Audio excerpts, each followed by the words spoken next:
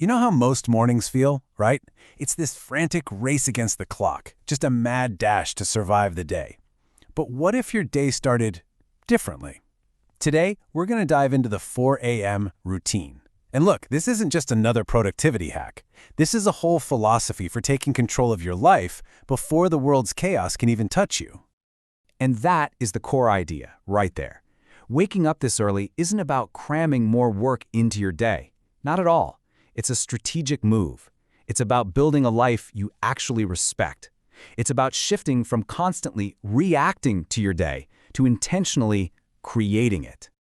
So why 4 a.m.? What's so magical about these pre-dawn hours? Let's get into the unique power that's hiding in all that silence. I mean, really think about it. This is such a rare, protected window of time. There are no emails screaming for your attention, no notifications buzzing on your phone, no noise pulling you in 100 different directions. It's this little pocket of pure, uninterrupted quiet. So what happens when you strip away all those external demands? Well, you're left alone with your own intentions. There's nowhere to hide. There are no excuses. And that silence, it's not empty. It's actually the fertile ground where real, honest-to-God discipline can finally start to grow. This slide really shows the fundamental shift we're talking about. See, most of us spend our days stuck in survival mode on the left, just reacting to stress and distractions. But at 4 a.m., you get to start in creator mode. You're acting with intention, building real momentum from a place of clarity. You get to set the terms for your day, not the other way around. Okay, so we get the why. Now let's get practical. How does this philosophy actually turn into a blueprint you can follow? And here it is. This is the 5-step process that forms the backbone of the entire 4 a.m. routine.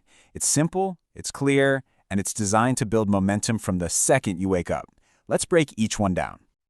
Step 1 is absolutely crucial. You don't just stumble out of bed. The very first action of your day has to be mental. So before your feet even hit the floor, you sit up, you take a breath, and you state this intention. You are literally framing your entire day before it even begins. And by just doing that, by waking up with purpose instead of dread, you have already won a major battle. You've done something that 95% of people just won't do. That is a huge psychological victory before you've even had a sip of coffee. Now for step 2. And notice, this isn't some grueling hour-long workout. The goal here isn't exhaustion, it's activation. A splash of cold water on your face, a few simple stretches, maybe a quick walk. It's just enough to shock your system awake and flip that switch on in your brain. All right, next up is what might be the hardest, but also the most rewarding step of them all. 10 minutes of absolute silence. It sounds so simple, but in this hyper-connected world we live in, it's incredibly difficult. This one is totally non-negotiable. The phone stays off. That means no checking emails, no scrolling through social media to see what you missed, nothing. And yet, that also means no podcasts, no audiobooks, no background music, absolutely nothing to fill that empty space. It's just you and your thoughts. A lot of people are actually scared of this because it forces them to confront what's really going on inside. But this silence, this is where you sharpen your clarity. This is the moment where you consciously decide who you are becoming today. Step 4 is all about turning that clarity into action. You're not writing down some vague long-term goals here. No, you are defining today's battlefield. These questions force you to be brutally honest with yourself. What are the critical tasks? And maybe more importantly, what's that one thing you've been putting off that you know you need to face? And that leads us perfectly into step 5, which is the real cheat code for winning the day. The idea is, before most people have even started their commute, you will have already done one focused, hard, meaningful thing. Now, this hard task can be anything that moves you forward. Maybe it's writing 1,000 words, or learning a new skill, or mapping out a business plan, or even just a really focused workout. The specific task is way less important than the act of doing it. This sets such a powerful psychological tone for the rest of your entire day.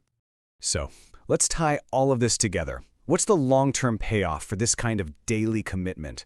Why does this whole routine actually work? Because this is where real character is forged.